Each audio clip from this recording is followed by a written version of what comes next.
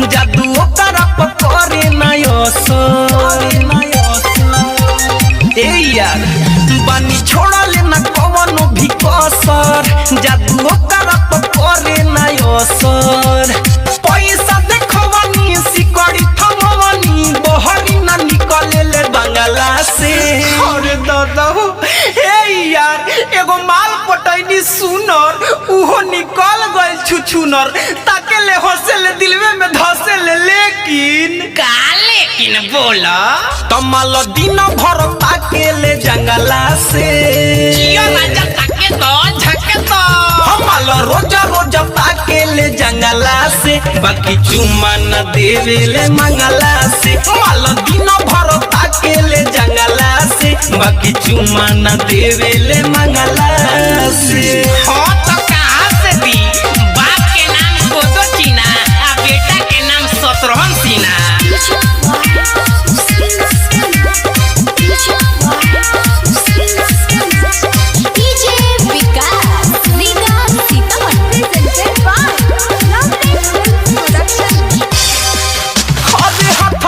आवतिया बड़ा तड़पावतिया मुर्गा बनावतिया हमके।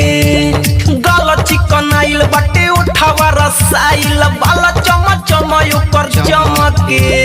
कौना शैम्पूल से धोवेले रे? हाय हाथ नहीं आवतिया बड़ा तड़पावतिया मुर्गा बनावतिया हमके। गल चिकन आइल बटे उठावा रसाइल बाला चमच चमय ऊपर चमके। चुपचाप बानी जान जाई लोगवा बसावा पर बात टांगला से। अरे ये बेयास करो जनिए करे आशा आई ताके ले बड़ा हो मासा। तमाल रोज रोज ताके ले जंगला से। हाँ तो खाली तकबे करी हमाल दिन भर ताके ले जंगला से, बाकी चुम्मा न देवे ले मंगला से। हमाल रोज रोज ताके ले जंगला से, बाकी चुम्मा न देवे ले मंगला से। आप सुन रहे हैं अमित पटेल की आवाज में। अरे बतिया सकोर से भी मीठ लगेला, हेला बटे ओकरा में कमल।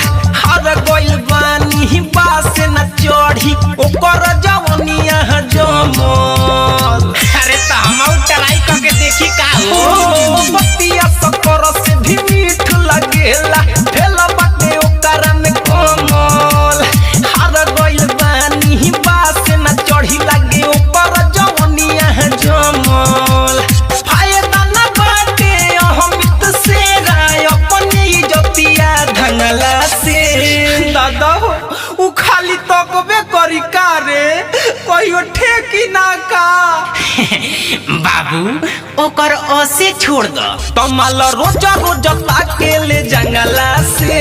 माल धोखेबाज है जी माल धोखेबाज। हमाल दिन भर ताके ले जंगला से, बाकी चुम्मा न देवे ले मंगला से। हमाल रोज रोज ताके ले जंगला से, बाकी चुम्मा न देवे ले मंगला से।